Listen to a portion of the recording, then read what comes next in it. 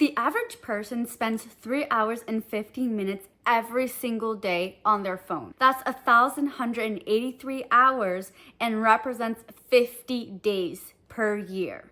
Imagine all the time that you could have back if you stopped your addiction to your phone. You must break up with your phone. At first, it's gonna be so painful. You're gonna wonder how you're gonna keep going without the love of your life.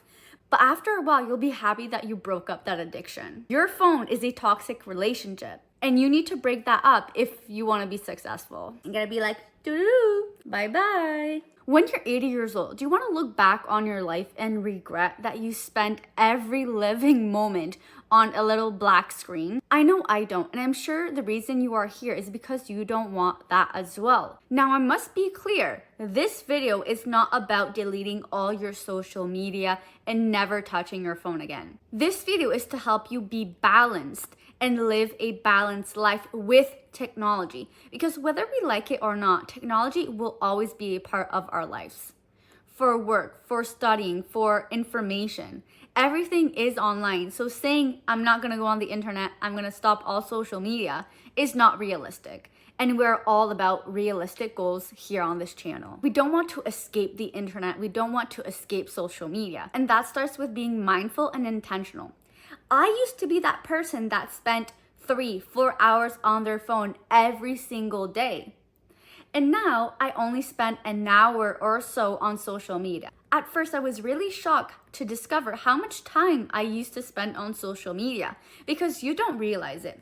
You go to the bathroom, you spend 10 minutes on your phone, you wake up, you spend another 20 minutes, you're eating your dinner or your lunch, you spend another 30 minutes. It quickly adds up.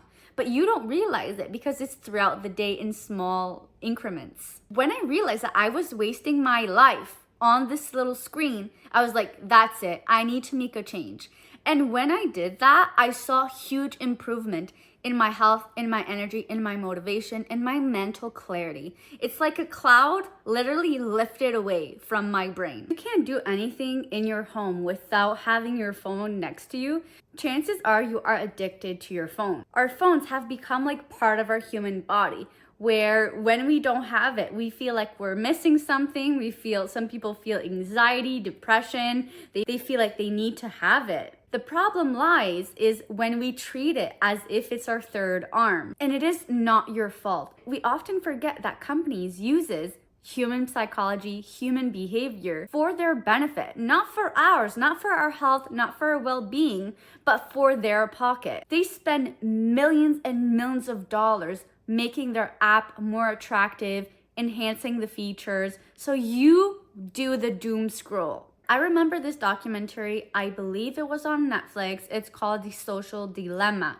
And it's basically ex-Google employees and people that worked for social media companies explaining how these apps are made and explaining how they make it so attractive, so addictive.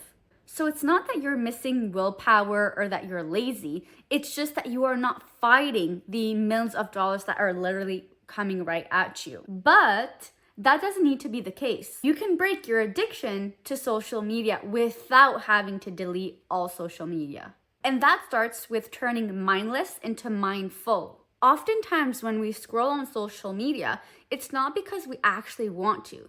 It's become a habit.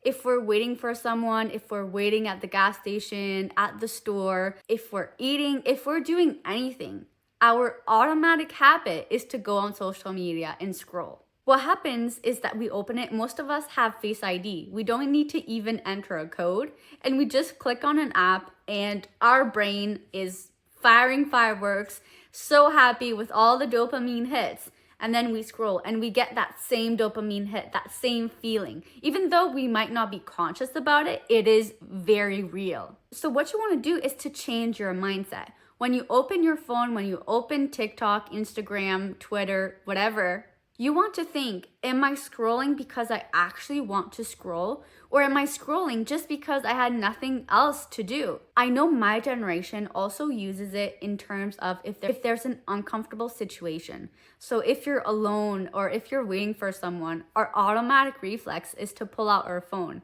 But it's okay. We can exist in the world without having our little companion with us, right? Our phone. It's okay to just be there. Nobody's judging you. Nobody's thinking you're crazy. It's literally all in your head. Another thing is that phones have become so accessible.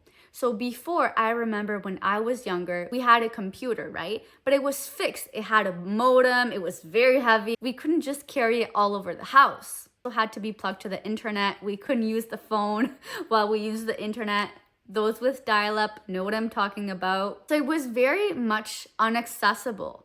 But now we can take it even to the bathroom. We can take it to our rooms. We can take it to the office. We can take it literally in the middle of a forest and scroll on social media.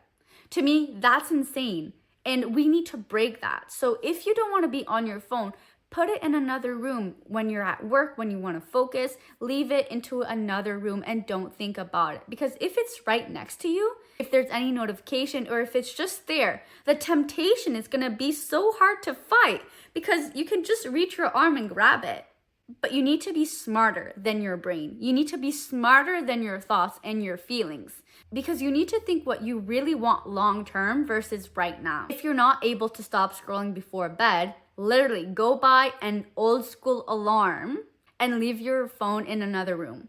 This way you won't be tempted to automatically open it first thing in the morning or just before going to bed. Because let's face it, it's much easier to reach for our phone when we are bored or when we don't know what we want to do than reaching for a book, reaching for a crossword, reaching for something productive to do. Because we humans like the path of least resistance. So thinking, actually doing something, thinking with our brain is much harder than getting all that dopamine hit. And it's nothing to be ashamed of. It's how humans are wired.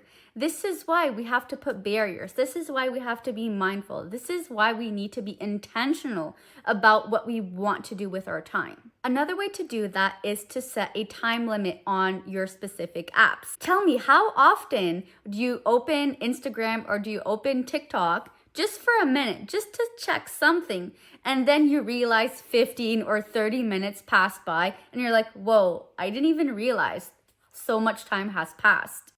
I'm going to be showing you how to set a time limit on specific apps, whether that be Twitter, YouTube, Instagram, or TikTok, to make sure that you are not scrolling in vain. So you can schedule it by day. You can have it a different time for the weekend or for the weekdays. You can also decide who can contact you through the notification even after you set up that time limit. One more thing you can do is to put your phone on grayscale. So right now you're seeing the colors of my shirt, the colors of my veil, you're seeing these rich colors. But would you feel the same if you were to watch this video in black and white? Probably you would get very bored very quickly. When television first came out, people were beyond excited, even though it was a black and white screen, right? People was like, this is so exciting, this is so new. And then a couple years later came colored television, and people loved that even more, right? Because it represented more closely to real life. Light, color, sound serve all as stimuli to excite your brain to keep you watching. You probably noticed this while watching content, is that there's always some little cuts, some little zoom in, zoom out, some stimuli, some photos, some videos, some sound on the video to make you keep watching, because this is how creators keep you engaged. And this is a big reason why short form content is found everywhere, because it's not too long, keeps the viewer engaged. Last but not least is to replace your social media with something better. So when you actually want to do some work, you can't concentrate anymore. Whether you like writing, reading, or knitting, or even doing some crosswords, which I personally love doing, especially at night, a trick is to carry it with you wherever you go. So if you find yourself that if you need to take public transport, this is where you spend most of your time on your phone. Literally just bring a book, bring something else to do while being on the bus. When you are bored, don't reach for your phone, but reach for something else. I promise you won't look weird. You are a human being. You can do anything else but look at your phone. I promise, and I believe that you can. If you think If you think or if you're scared that people will look at you weird because you're doing something else than being on your phone, well, screw them, honestly. Revolutionary people don't follow the masses. They do something different, and this is why they are remembered, and this is why they are successful. They go against the grain. They do the hard work that other people are not prepared to do. I hope this video gave you a lot of thought and a lot of new ways to implement in order to break up that addiction to your phone. Remember, you don't need to delete all your socials. It's just to be more responsible, be mindful, and make sure you actually want to spend this time on your phone. Thank you all for watching this video, and make sure to like and subscribe to my channel where I help you thrive and flourish in all areas of your life. Thank you so much for watching this video. I hope to see you on the next one.